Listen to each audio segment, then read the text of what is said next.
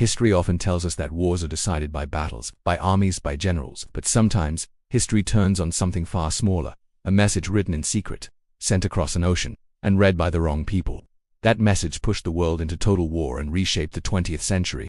This is the true story of the telegram that never should have been sent. By early 1917, the First World War had been raging for more than 2.5 years. Europe was a continent bleeding out. The initial patriotic fervor had long since dissolved into the mud and slaughter of the trenches. Millions were dead. Entire generations of young men were being erased from existence. Empires that had stood for centuries, the Austro-Hungarian, the Ottoman, the Russian, were cracking under the immense pressure of total war. And yet, one major power remained officially on the sidelines, the United States of America. President Woodrow Wilson had won re-election on the slogan, "He kept us out of war." He had resisted relentless calls from Britain and France to join the conflict. Much of the American public, a diverse mix of immigrants from all over Europe, wanted no part in what they saw as a distant, cynical European squabble. They were separated by an ocean, protected by a policy of isolationism that had served them well for over a century. For Germany, however, this American neutrality was a ticking time bomb. If the United States, with its immense industrial power and vast reserves of manpower, were to join the Allies, the balance of power would shift decisively. The German High Command knew this. American loans and supplies were already flowing to Britain and France. But the entry of American troops would be a death sentence for their war effort. Germany needed a way to prevent that. They needed an ace up their sleeve, a radical plan to keep America occupied. In the cold, tense winter of early 1917, the German government in Berlin faced a grim reality. Its formidable navy was struggling to break the crushing British blockade that was slowly starving the German population. Its resources were thinning. Its soldiers were exhausted. Time was running out. So Germany made a desperate high-stakes calculation. They decided to resume unrestricted submarine warfare, sinking any and all ships heading to Britain, including American ones. They knew this would enrage the United States and likely lead to war. But what if they could mitigate the damage? What if the United States could be distracted, or even forced to fight a war closer to home, a war on its own border? If that happened, it might delay or even prevent American intervention in Europe long enough for Germany to land a knockout blow. The solution came not from a general's map, but from a diplomat's pen: secret diplomacy. On the 16th of January 1917, Germany's Foreign Secretary, a man named Arthur Zimmermann, authorized a top-secret, coded telegram. The message was a geopolitical bombshell, addressed to the German ambassador in Mexico City, Heinrich von Eck. Its contents were extraordinary, a plot so audacious it sounds like something from a spy novel. Germany proposed a secret military alliance with Mexico. The terms were simple and shocking. If the United States declared war on Germany, Mexico would be encouraged to invade the United States. And what would Mexico get in return?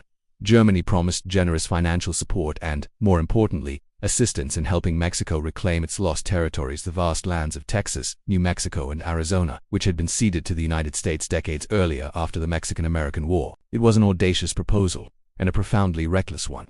Zimmermann was gambling that the lure of reclaiming lost lands would be enough to entice Mexico into a suicidal war against its northern neighbor.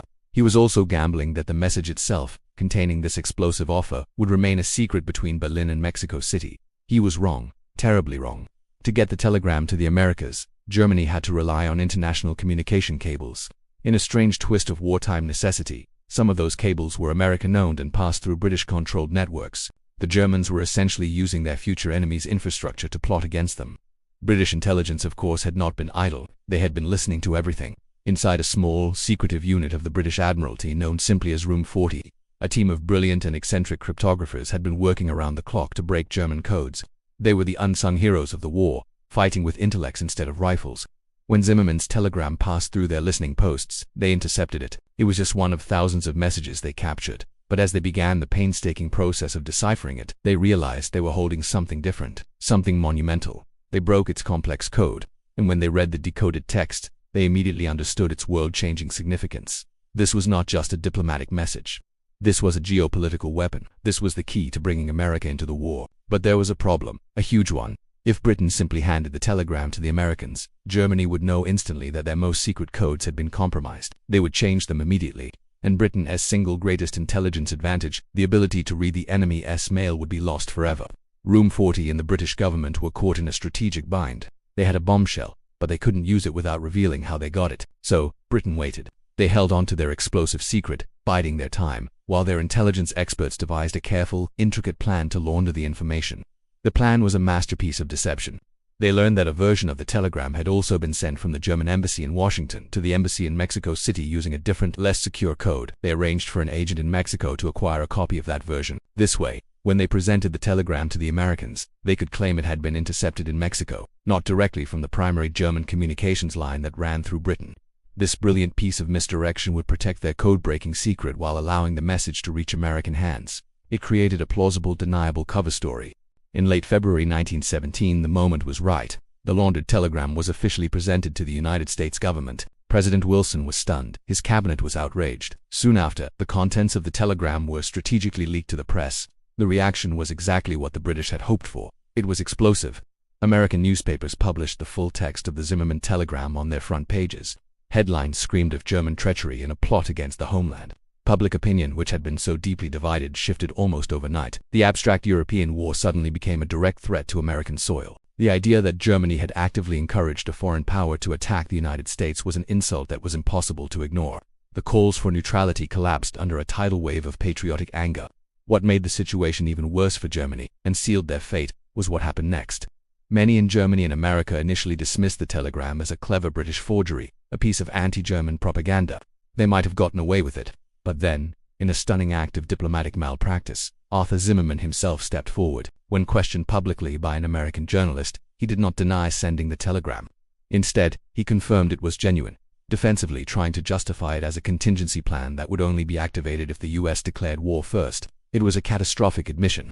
His honesty demolished any lingering doubts about the telegram's authenticity. The damage was irreversible. On the 2nd of April, 1917, a somber President Woodrow Wilson stood before the United States Congress. The man who had campaigned on peace now spoke of war. Citing the Zimmermann telegram and Germany's resumption of unrestricted submarine warfare, he asked Congress for a declaration of war against Germany, famously stating that the world must be made safe for democracy. 4 days later, on April 6, the United States formally entered the First World War. The balance of the conflict changed forever. Germany's desperate gamble had failed in the most spectacular way imaginable. A single message, intended to keep America out of the war, had become the single most important reason for it to join. The arrival of fresh American troops and supplies tipped the scales on the Western Front, hastening the collapse of the Central Powers. The First World War eventually ended in November 1918, but the consequences of that telegram did not. American involvement shaped the final outcome of the war. It influenced the punitive treaties that followed, like the Treaty of Versailles. It redrew borders across Europe and the Middle East, creating new nations and new sources of conflict. And it planted the seeds of political instability and deep-seated resentment in Germany that would, just 2 decades later, ignite another, even deadlier global conflict, the Second World War. All of it, in some way, can be traced back to a message written in secret, a desperate plan that backfired with historic consequences. History often teaches us to fear armies and weapons, the visible instruments of power. But sometimes, the most dangerous force in the world is information. A few lines of text, a secret plan, sent at the wrong moment, and read by the wrong people. The Zimmermann telegram is a stark reminder that in our interconnected world, a single message can change everything. If you want to understand how small decisions can trigger global consequences, and how the hidden currents of history shape our world, subscribe to the channel. Because history is not always shaped by battles. Sometimes it is shaped by messages, and the next one might already be written. Thanks for watching.